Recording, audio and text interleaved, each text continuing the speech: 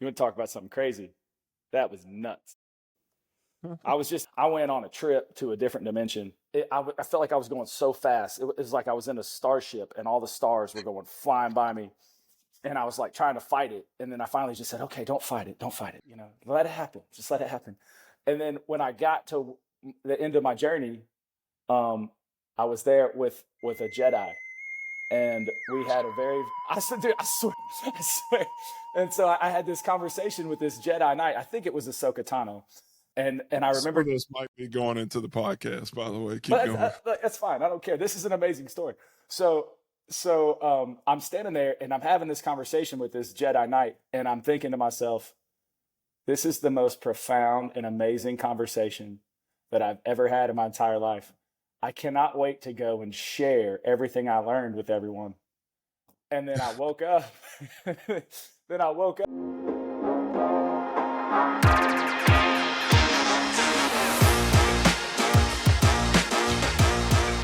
So born and raised in Knoxville, Tennessee, Farragut High School. We saying that right, Farragut? Man, that's right. That's good. Yeah, That's good for you. That's real good. That high school's come up a few times, and Yeah. some old stories. But That's right. Tyson was a self-made guy. He wasn't drafted. He bounced around a few different spots and then wound up in Atlanta, which I'm extremely fortunate. This guy, I forgot to mention, Wake Forest, Demon Deek, Hall of Fame, this guy right here with the Johnny Cash shirt on. But Right. when you and I were on the field together, I felt like it was like having two coaches out there. We could make adjustments on the field, get guys on the same page, or, when we come off on a series, we knew before we got to the bench. And I think now when you have guys like that in the offensive line, especially with a young quarterback, it just helps out so much. And us two together, Batman and Robin, a guy was bright. He doesn't look very smart, but I tell you, he was extremely smart. And Tyson, where you at now? You're in Mayberry, right? That's right.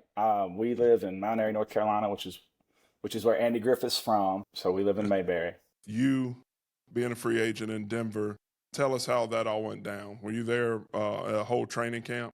I was there the whole training camp, and I just wasn't very good, right? I didn't know how to be I didn't know how to be a pro. I didn't know how to prepare. The schemes were so much more complicated than anything I had been a part of before.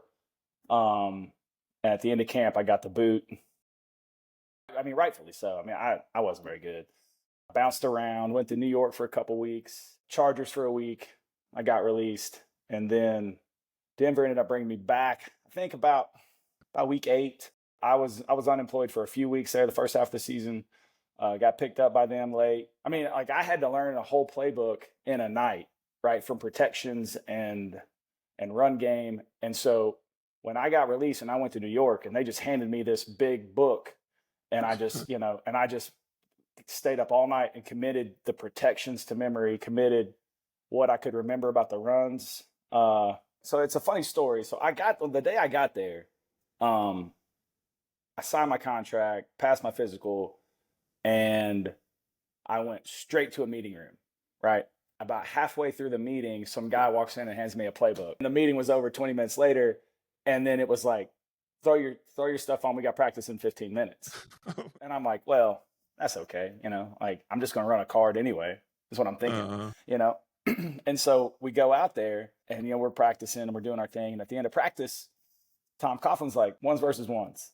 So I'm like, all right, cool. I'm watching this, right? They got Kurt Warner out there. Eli's the backup at the time, first round pick, right? The prize, the crown jewel. Right. I'm watching this thing, but they're not carrying 11 or 12 linemen, right? There's only probably 8 on the roster, and then me and one other guy on the practice squad. So the twos run some stuff, and where I came from in Denver, man, it was all zone. Coach blows the whistle, and he's like, all right, twos versus twos. I start looking around, and I'm like, damn, that's me. And so I run out there and I hop in the huddle, and I'm playing guard, right, which I hadn't played. Walk up there, and the center's like, I got your back, man. I got you. I'm like, cool. We break the huddle. I get up there. I look at him like, what we got? And it's just crickets. He didn't know who he had either. He probably didn't know either, but he didn't say a word to me. And so I do the old, man, I guess I just better hit whoever's closest to me type deal, right? Because I don't have a clue, And of course, it's a total disaster. And, it's a TFL and all this other stuff. And so I get back to the huddle. I'm like, man, well, I mean, please. just give me a number and I'll go hit that guy. I like just something, And he's like, my bad, I got you. I'm like, all right, cool. So we break the hole again. Remember who this guy was? I can't. I wish I could. I wish I could remember. Might have to do some research later on. We might have to. So, we get up there, and it's worse than before, right? It just all blows up in my face. And I think everybody was probably happy with me because we only had to do like 2 or 3 plays. But the real problem was where was my coach? Like if I got a guy and I know he doesn't know what to do, right? I'm like grabbing him as he's walking out of the huddle and I'll be something, right? Some kind of direction. Nothing. He's just standing back there watching. Like, let's see what Who was the O-line coach at the time? Rule was one of them. There was 2 of them, and he was a good coach. I guess he just forgot that I was new, right? Forgot that new guy was out there. So he probably didn't even know my name yet. So the whistle blows and Coughlin's just furious, right? You can imagine that guy just so mad. And he's just like blows the whistle and he's like, this is a waste of my time. Get off the field. And I'm like, dude, they're going to cut me right now. I'm going to get cut before I get to the locker room. This is just what a bad dream this was. I actually hung on for 2 weeks, but then that night I went to coach and I said, look, you need to give me a book. This game plan book ain't getting it done. And that's really where I learned how to learn an offense. Because I can honestly tell you that when I was in Denver, I was there and I was going through the install and doing all that stuff, but I wasn't actually going back and putting it into terms that I could understand and finding out ways that I could group these protections together so that I could remember. And, I'm trying to remember them all just as we put them in. And that's just stupid. You can't do that. And I just memorized the terms of protections.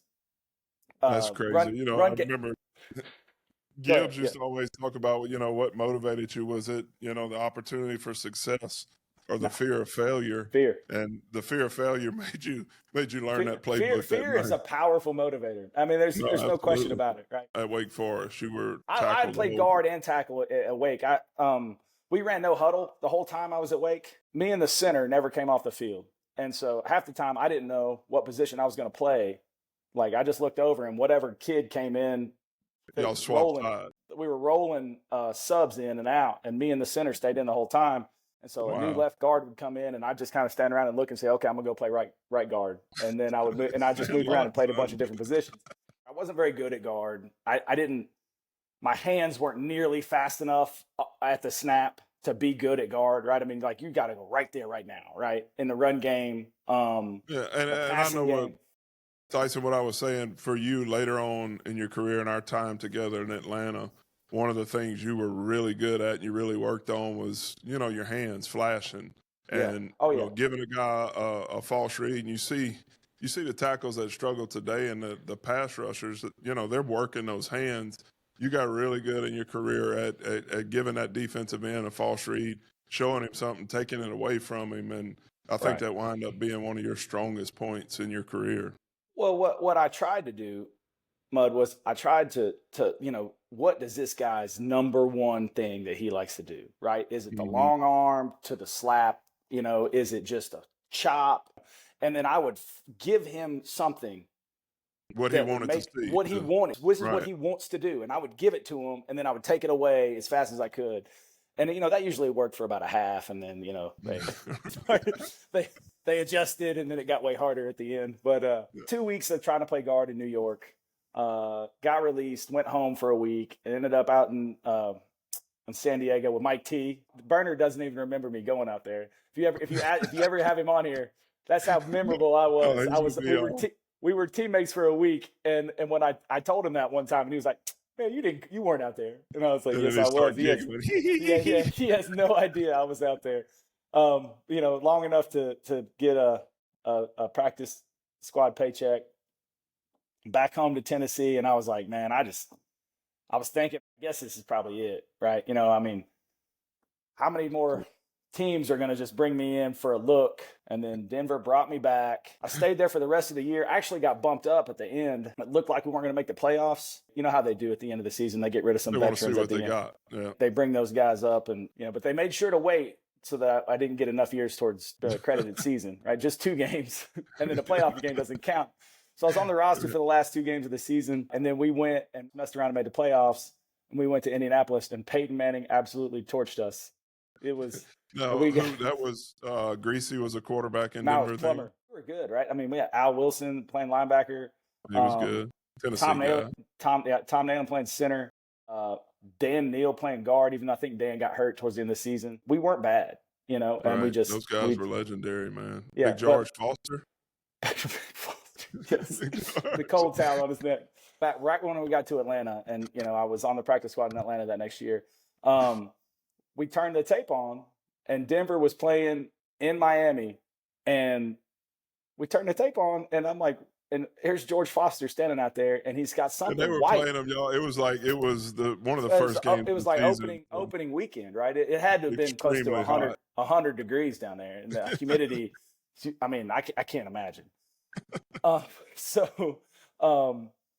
like, what has George got on his neck? And it was just this white thing on his neck. And then you watch him, he plays a play with a cold towel on his neck, and he realizes he grabs it and he throws it on the ground and he goes running off. So I called him, and I'm like, what are you doing, man? He said, yeah, I had a cold towel on my neck. It was hot. And I've never seen that again. I don't know. I mean, that may never happen again, but that was hilarious. It was hilarious. End of the season. Anyway, Peyton Manning and the Colts cleaned our clocks, sent us home. And then, lucky me, I got sent to NFL Europe. And I was a Hamburg Sea. It was the inaugural season of the Hamburg Sea Devils. Uh-huh. And a fellow Sea Devil of mine we weren't there at the same time, but Brent Grimes was a Hamburg Sea Devil too. Okay. And so, but the really fun part about being in Hamburg was that the Hamburg Sea Devils moved. The year before, they were the Barcelona Dragons. Okay. And I don't know if you know the difference between Barcelona, Spain, and Hamburg, Germany. Not really. I mean, Barcelona's got beaches and it's a little bit different than it was probably nicer. You wish you could have gone to Barcelona. The good people of Hamburg were very kind to us, but it's no Barcelona, Spain. I was all world out there, which is like someone telling you you're the best of the worst, right? And but I mean, you've been all pro. All pro. That's all the games are played in the United States, well, most of them. But I would much rather be all world than make the Pro Bowl. I mean, let's be honest, right? Yeah. The Pro Bowl, that's one continent, right? I mean, the world is the whole world, the whole dang world, man. I got back from that, and then the very next day went to minicamp, which I was in competitive football shape. So I looked really good at minicamp. Turned my ankle up pretty bad in a preseason game. They just released me at the end of camp. And then I gotta give Les Snead credit, man. He called me up. I drove down from Knoxville to Atlanta, quick drive. Failed my physical because my ankle was still hurt. Right. And I was down. And at the time, by then I had learned to just not care anymore. I've been released so many times. It's just like, this is easy. And he said, well, you're not well. And I said, well, here's what you're going to do, Les. I said, you're gonna find some jamoke off the street. You're gonna sign him for a couple weeks, and then when I get better, you're gonna release him, and I'm gonna bring me back in. You told him that. I did. If you don't know Les Snead got his start in Atlanta, worked his way up through the front office, and now is the GM with the Los Angeles Rams. Les is F them picks guy. Right. Yeah. Which he's got a ring. Him that. I don't think I said jamoke. I think I said for a couple weeks. And then when I get better, I'll come back down here and you can I'll take a spot. And Les laughed and he said, okay, no problem. And I thought he was kidding. I thought they would never call me back. And then sure enough, I got well enough to where I felt like I could go. Because obviously I'm not ever going to sit there until I'm 100%. I mean, they'll forget about you. That never happened. You'll be gone. You won't even be on anybody's radar if you just disappear for 3 or 4 weeks, right? I think 2 weeks. I think I was back down there, and then the rest is history. I was on the practice squad that first year with Jimmy Mora and Jags and all that fun stuff we had going on. The next year, that's when Tom came in, and so we're in camp, and Tom Cable's a great football coach, man. And then we got Alex there too, which was there was nothing better than being in training camp and getting to listen to Alex Gibbs coach and talk. I mean, and if you could handle the cussing. And just getting absolutely cussed out for making a mistake. And if you could just get past that, man, you could learn some stuff, man. You really could. Tyson, I talked about that. I was on last night with the Falcoholics, and I talked about Alex Gibbs, and I said that same thing. he called me up to his office one day, and I thought I was having a pretty good camp, and he's like, McClure, if you don't pick your up, he said, I'm gonna have somebody in here to replace you tomorrow.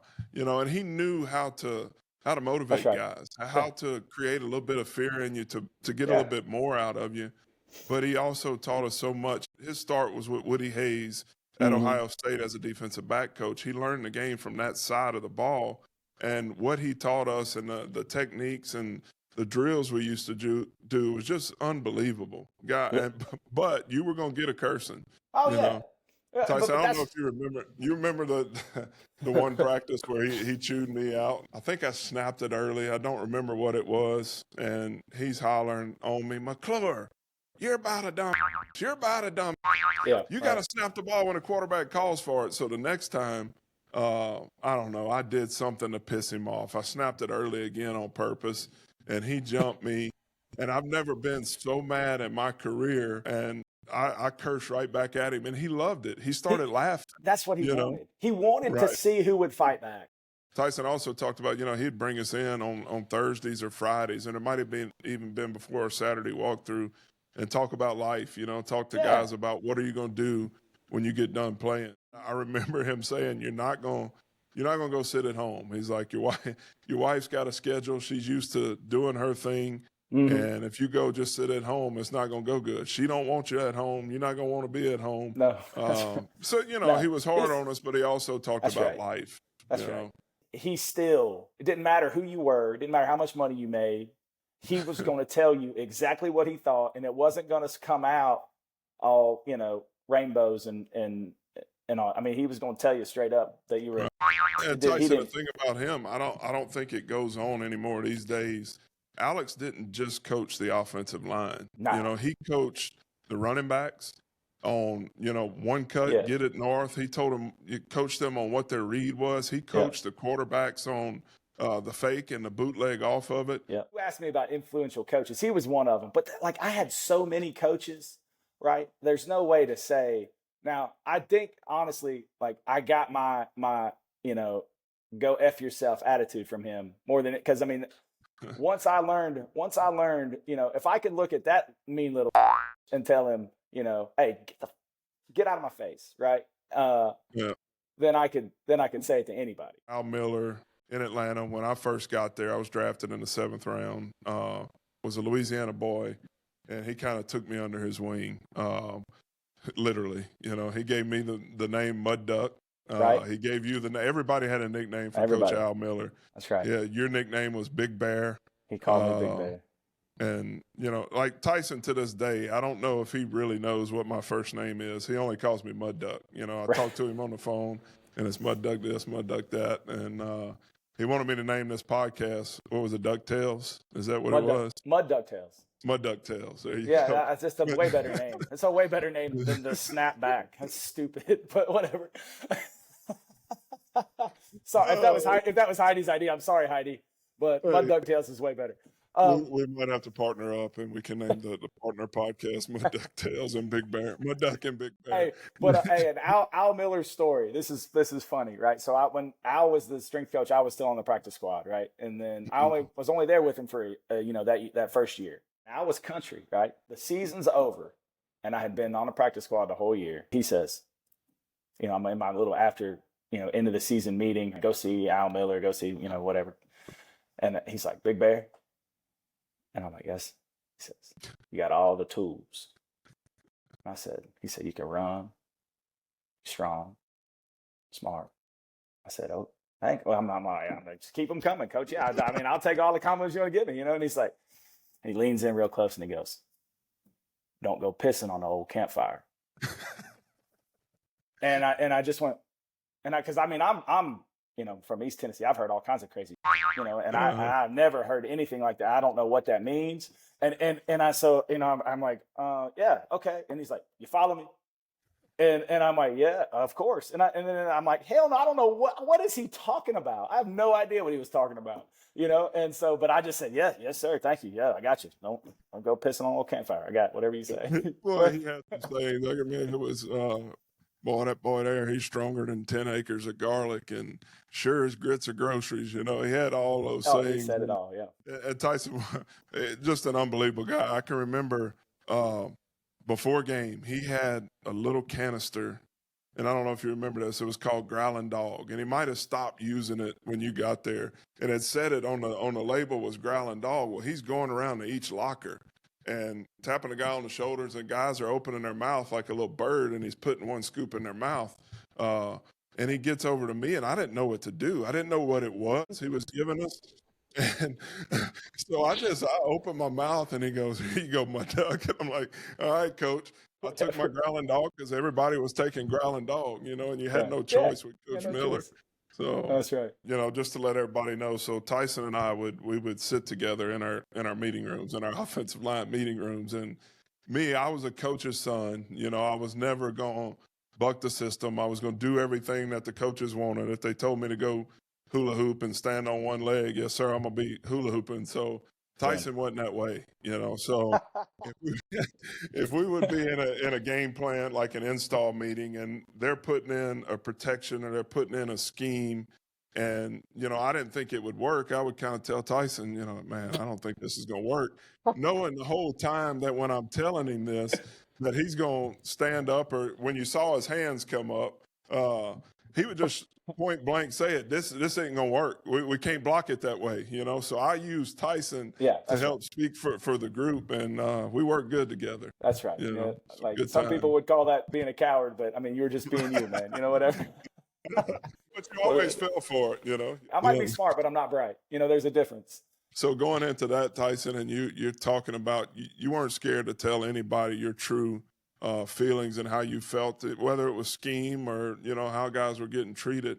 And then Right. Bobby Petrino comes in the mix, and That was a problem. That didn't work out very well for us. so He tell that hated my story. guts. He hated my guts. He hated my guts. So guys, so Bobby Petrino came in. Of course, everybody knows the situation. Mike Vick's our quarterback. He gets in trouble. He thought he was coming in to coach Michael Vick, and Mike's gone. You know, so I think that year, Tyson, we had Joey Harrington, Byron Leftwich, and Redmond. Was Redmond, Chris Redmond. Redmond came. You know, Yeah, Redmond was there. So those three guys were not Michael Vick, you know, completely different styles, but it was the way Petrino came in with that dictator, you know, you're going to do it my way. You're not going to talk to me. You're not going to look at me. It didn't sit well with guys that were professionals that, you know, were getting paid to play the game. And I don't think you can coach with that type of mentality. So Tyson and Petrino didn't hit it off too well. Well, you know, but like you said, like if something's just clearly not going to work, right? And I remember specifically, we're trying to run outside zone, and they wanted the guard to run past the 3 technique, you know, strong to the play side, and have you go reach the 3 technique. It's impossible. Right. It's not going to happen. If that guy can, if the center can reach a B gap player, for people who don't understand, like if the center's next to the center on both sides of A gaps, and then after that is B gap, C gap, D gap, and so on. Right. So there's no way the center's going to run over here and get leverage on a guy that's 2 people away from him.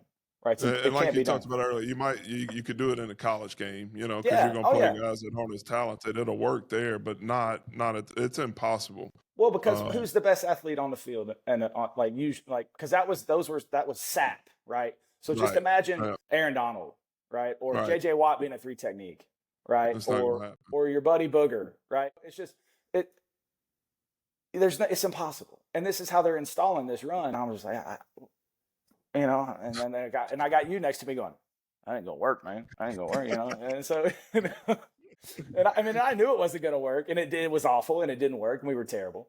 But, we were terrible. But you know, what really got him to where he hated my guts was when I broke my elbow. Remember when I fractured my elbow? Oh yeah, I remember it. I was going to ask you about that next. Yeah.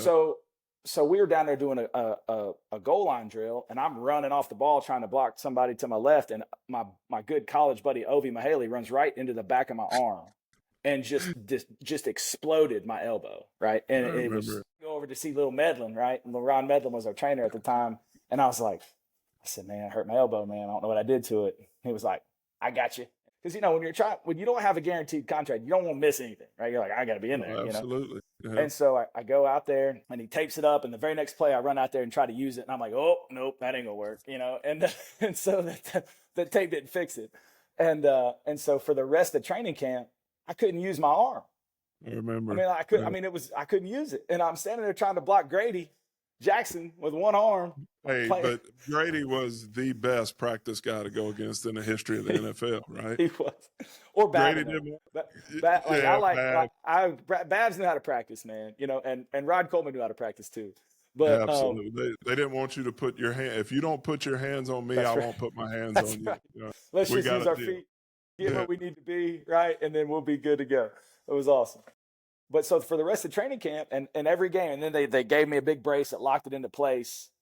And I kept going I went to the doctor and I was like, something's wrong. Like, I can't lay on my back with 2.5 pounds and do this and do a tricep extension. Like, something, I got pain in my elbow, it hurts. And they x-ray it and they're like, we don't see anything. And I'm like, huh, okay. And whatever y'all say, must just be mental. Tyson, I can remember you playing that season and that preseason with that elbow, and shoot, you had some success out there on the field with one arm. You had no choice, really, right? I had. I mean, what was I going to do? If I went in there and said I can't go, they were going to release me. I didn't get any empathy from them at all. I hurt my left elbow. I'm playing left guard in camp. I can't get my hand on the ground. I can't, because I can't extend my elbow all the way. So I'm playing left guard with my right hand on the ground.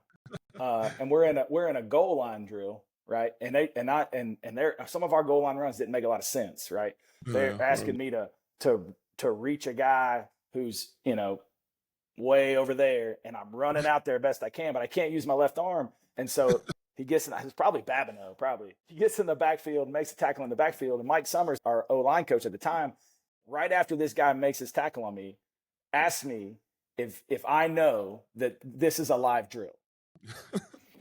and that's when I got in trouble, right? Because I just kind of looked at him and just gave him gave him the, I just shushed, and that set everybody off on that was it. That was it, right? I mean, never mind the fact that I'm just out there doing whatever I can do. Never mind that this play is dumb, and most people can't get out there and block that guy anyway. Definitely not one who can only use one arm. You get called to the principal's office. So, at this point, I'm like, hey, coach wants to see his office. At that point, I'm thinking, I better get on the phone with my agent and find out what's really wrong with my elbow.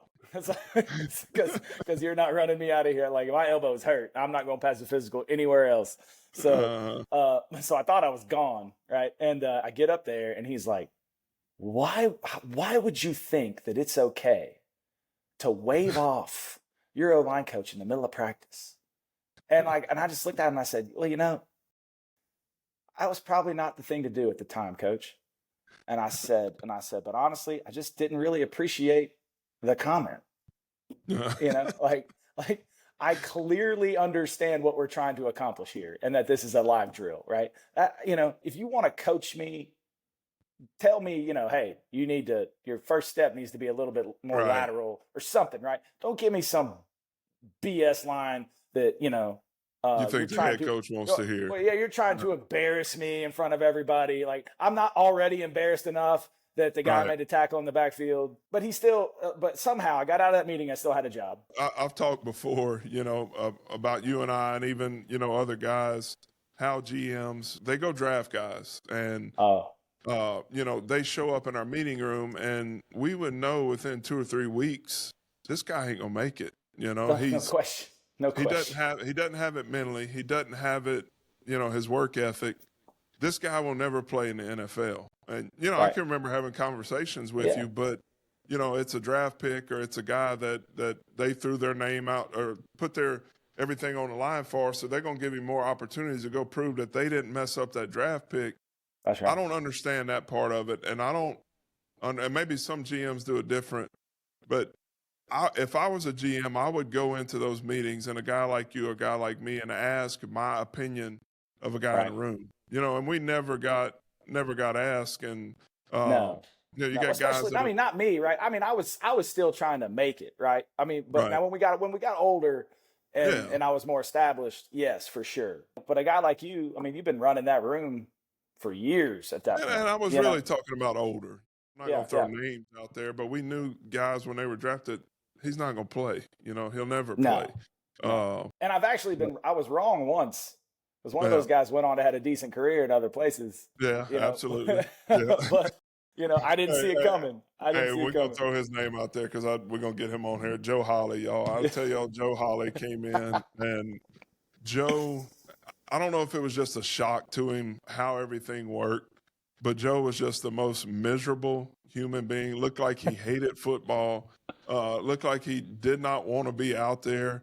And Tyson hit it on the head. We talked about, man, this guy may not make it through training camp. He may not get through the year. He went on to have a good career. You know, played in Atlanta, played in Tampa, It and started in Tampa for, you know, several years. I don't know. Well, Dirk Joe was had down an there. unbelievable motor. You know, the Oh, nasty he did. boys with you and Yeah. Dahl and Blaylock. And when Joe had opportunities to come in, he learned a lot from you guys about how to finish. And that was one of his trademarks in Tampa was he was a guy that was going to go, you know, he's going to finish, going to pick you off of piles. But he was Right. one I would have bet everything I had that, nah, he won't last too long. And he Hey, did, you but know. I only missed one. All right. I didn't miss any Right. others. But you know what hurt me always, right? What really hurt me always was that when those free agents would come in, those guys that didn't get drafted, those guys that were just kind of there holding a spot, right? Right. And I watch those guys and I think that guy's got a chance. And he'd outplay that guy all through camp. Outplay him, outplay him, outplay him. What was that guy's name, my duck? That ended up going to New Orleans. We tried to keep him on a practice squad, ended up going to New Orleans and got hurt. Guard or Like, tackle? no, he was a tackle. He was from Fresno. He's one of Pat's guys. Lurch. Yeah, like, God, dog. We called him what? Lurch. He looked like Dang it. Lurch. Oh, we'll think I about it here in a love minute. that. I love that No, kid. he had a hell of a camp. Yeah. Yeah, and And he outplayed all those guys that got drafted, right? And just worked harder, was smarter, and was just better, right? But at the end of the day, right, yeah, I've got more invested in that guy, so I'm going to keep that guy. absolutely. And that's And one thing I understand it, but I don't understand, well, good leaders have to be able to say, I messed up. I messed up on that one. Let's what's going to make our football team better right now? That Right. guy's better than that guy. Let's just bite the bullet, or try to see if we can't slide this guy into the practice squad or something. If I want to keep him around, I got to do something different. Right. Because you start losing credibility. You start losing credibility. No, absolutely. And I'll tell you, and the one of the cool things that when I was in Denver, Mike Shanahan would cut anybody. Mike Shanahan didn't care. Mike Shanahan, like if he drafted somebody and that guy wasn't panning out, Mike Shanahan would cut him in a second. So Tyson, this is not going to be hopefully the last time you're on here, and I know we can go forever. What was in your NFL career, your number one or your top couple of moments, your top couple of memories out there on the field? Is there any games that come to mind? So we went. I think we won in overtime in New Orleans one time. That was pretty awesome. What was that? 2010 maybe. Maybe 9. I don't know. That was fun. The first 3 quarters of the NFC Championship game was pretty awesome. Moments like that are pretty special. But honestly, the most fun I've ever had in the shortest amount of time on a football field was opening day, Matt's first start. Right. When we just scored like 3 touchdowns like so fast. Right? He hits Jenkins on the he hits first Jinx play right away. Like running down there, like, oh my God, it's amazing. And then we come back out there, and then the very next play, I think Mike T broke one for like 60 or something, and I do it again, and I run down there, and then I'm thinking, oh, I better stop doing this. I'm going to be exhausted before we get down there. That was great because we were so bad, right? Yes. If you remember, so we didn't win the game, but it's an awesome story. So DeAnthony Batiste. DA, yes. DA, right? So he's coaching now, right? Is he in Oakland? Oh, I don't know. Louis? Ben Wilkerson's coaching somewhere. Wilkerson was with the Jets. He was on. I saw him in the background a good bit on Hard Knocks. Ben's with the Jets. He was in Chicago. I watched every episode. I didn't see him. You got to look hard enough. You must have done a good job of hiding from the cameras. Yeah. But so that one. So Keenan, woke up that morning. It was a Thursday game, I think. Thursday night. So we wake up and we go down to the meeting in the morning, and Keenan's not there. And and if somebody doesn't come to a meeting, it's like, oh crap, what's going on? And so we find out he's sick, and we're like, all right, well, hopefully they can get him right.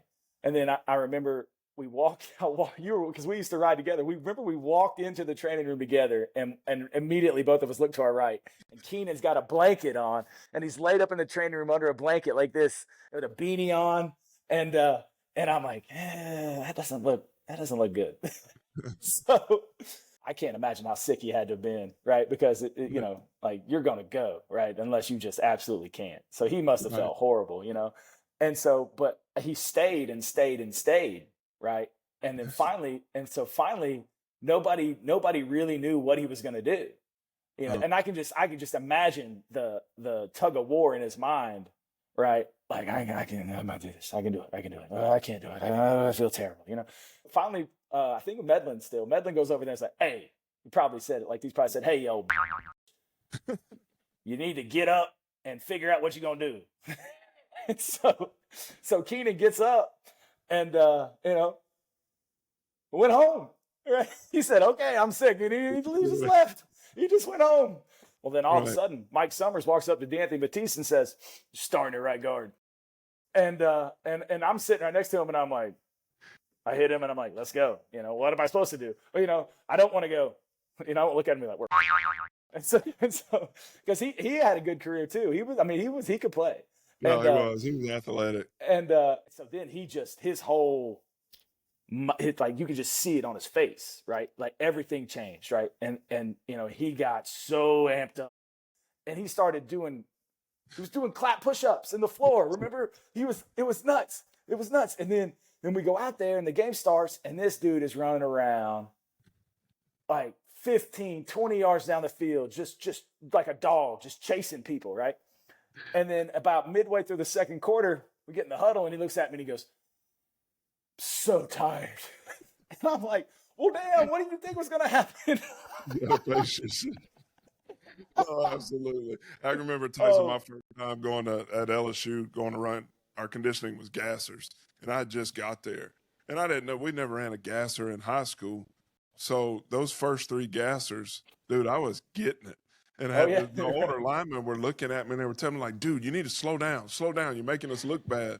Well, that 4th and 5th gasser all the way up to 10, I didn't finish on time, but I want to get, the high five O-line. I want to get us all the nasty boys, get us all together again, because there's things that I forget about. And Tyson, that stretch with those guys, when we would go into a meeting room, man, we weren't just there. We were in there to learn. We got serious, but we took our job. We took that seriously, man. That was our job, and we were good at it.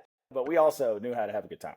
Well, we had a great time. We had our fine board, and it was long days up there, and a lot of physicality, but we knew how to unwind a little bit and have fun with each other. And that fine board was it was unreal. It was our way to cut up a little bit, and and we'd take that money at the end of the year. And Tyson took this tradition down to Miami later on, but We'll tell that story now. That'll be next time. Next time we'll talk about my year in the sun next time.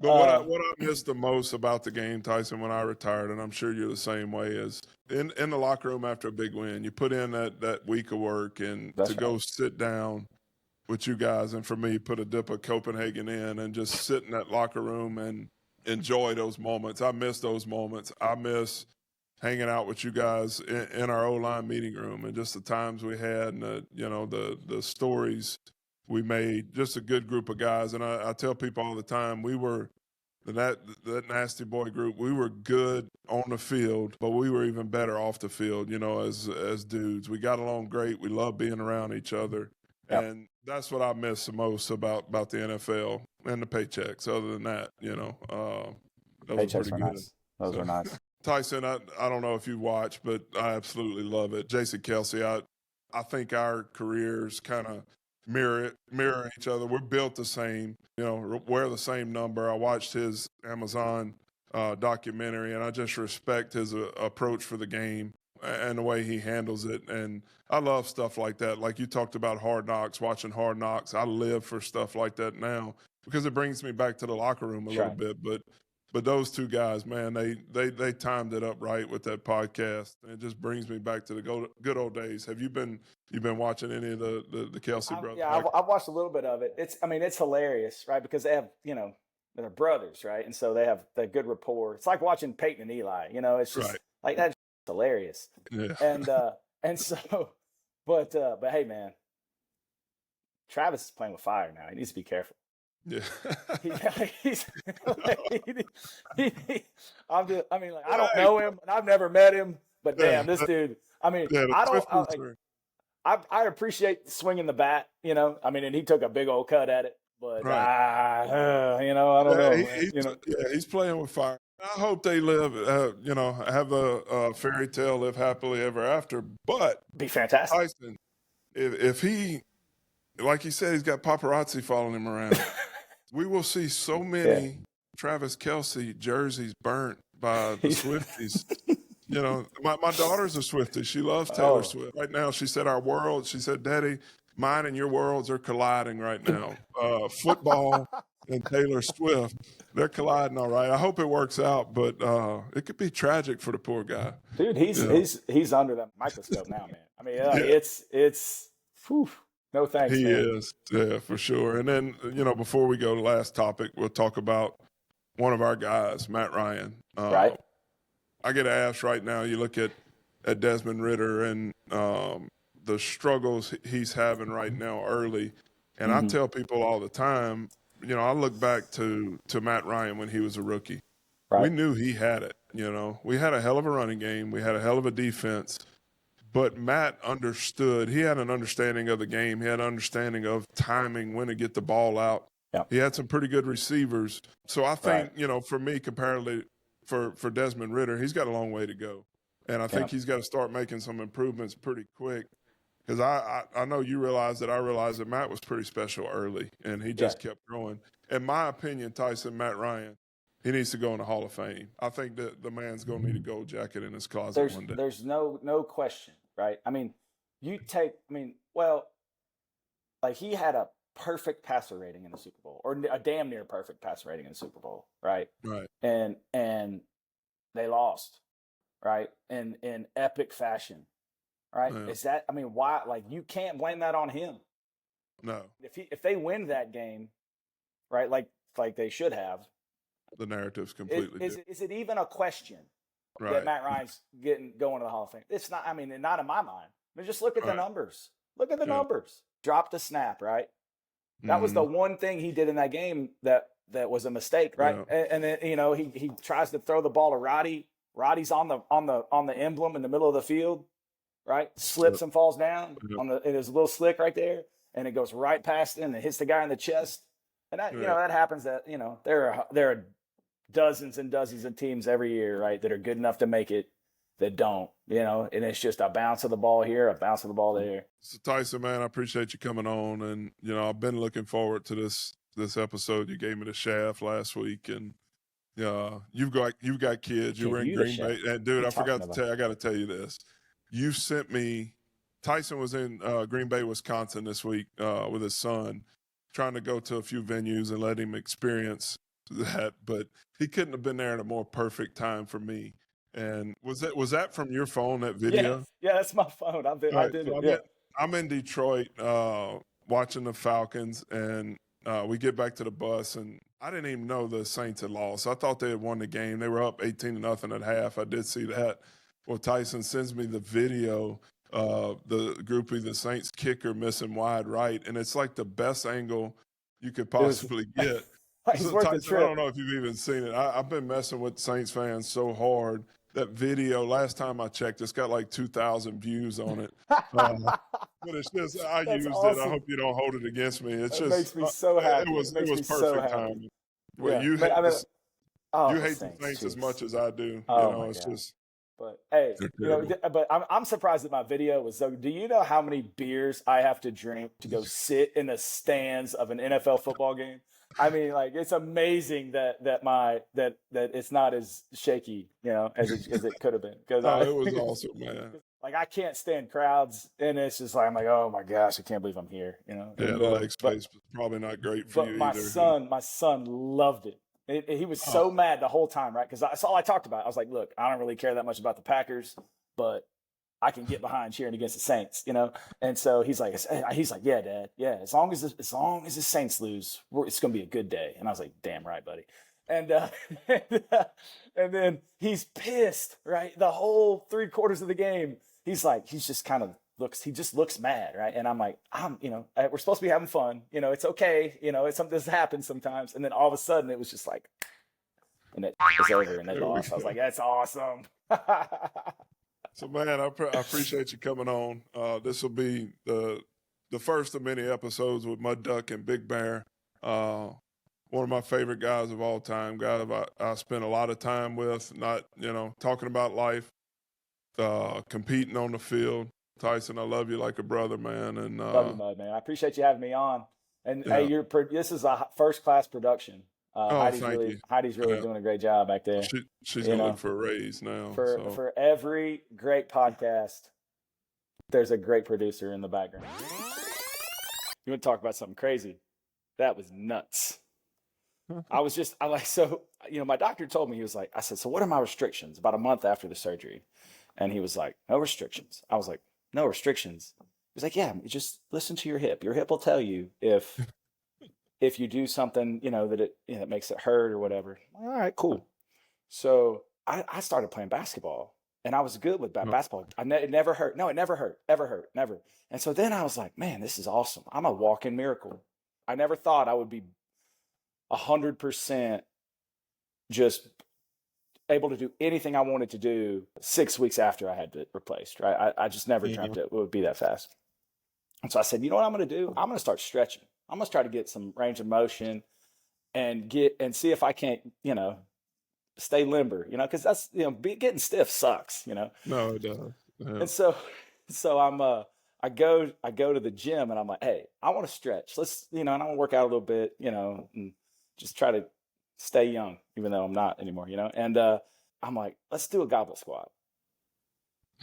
And he's like, all right, cool. And so I do one, and it was my hips were really tight, and I was like, So you're in the doctor's office at this no, time? I'm at the gym. Oh. I'm at the gym, and I'm glad because what I did, I could have easily been doing by myself in the basement, right? Like, and if that had happened, I'd have been screwed. So I get down there, and I'm probably holding like 15 pounds, and I was like, and it felt really good. I was like, man, that's, because I haven't been able to do that in the longest time, and so I do another one, and the second one, man, I just sank down in there like it was nothing, and I was like, man, like, this is awesome. I stood up, I did another one, and then the guy I was with, he was like, all right, man, let's do one more and then go do something else. I was like, cool. So I get my fat down in there, and I'm in the squat like this, and all of a sudden I feel that some pop up on the ball, pops up on the side of the socket, and then slips back up and goes up into my glute. And I just remember saying, no, and like grabbing my leg and falling over because I felt it. It went click, click, and it was up and it was out. And I was stuck, my dog. I'm telling you, I could not move. Like, you had to go to the hospital? Yeah. Dude, my dog, if there had been a horde of zombies coming to eat me, I would have been eaten. I could not get away. There was no way I could get away. Every muscle in my leg was just full spasm immediately. Oh my goodness. And there was I couldn't move it to stretch. Right. So imagine the worst cramp in your hamstring you've ever had and not being able to straighten your leg and stretch it out. Oh, bro. It was awful. So did they have to go back in to get it back in? So like I went to the ER and they gave me some crazy medicine. Like, it was nuts. I went on a trip to a different dimension, and I felt like I was going so fast. It was like I was in a starship, and all the stars were going flying by me, and I was like trying to fight it. And then I finally just said, "Okay, don't fight it. Just let it happen. Just let it happen." And then when I got to the end of my journey, I was there with a Jedi, and we had a very I said, dude, I swear. And so I had this conversation with this Jedi Knight. I think it was Ahsoka Tano, and so I'm and I Some of remember, this might be going into the podcast, by the way. Keep but going. that's fine. I don't care. This is an amazing story. So I'm standing there and I'm having this conversation with this Jedi Knight, and I'm thinking to myself, this is the most profound and amazing conversation that I've ever had in my entire life. I cannot wait to go and share everything I learned with everyone. And then I woke up. Then I woke up, and I heard the nurse say, "We couldn't get it back in." And so then, and I said, "What?" And then the minute I heard her say that, and I started asking questions, I totally forgot what we talked about in my vision. And so all I know is that I had a vision, and it was amazing, and I don't I don't remember what we talked about, but then they had to call in a bigger doctor who came in, and they gave me the medicine again. But this time I didn't go talk to anybody, so I just went. Maybe because they knew you were going to tell the secrets, Jedi secrets. I don't know. I don't know. I mean, she could have told me about the Force. She could have told me how to save the world. I don't know.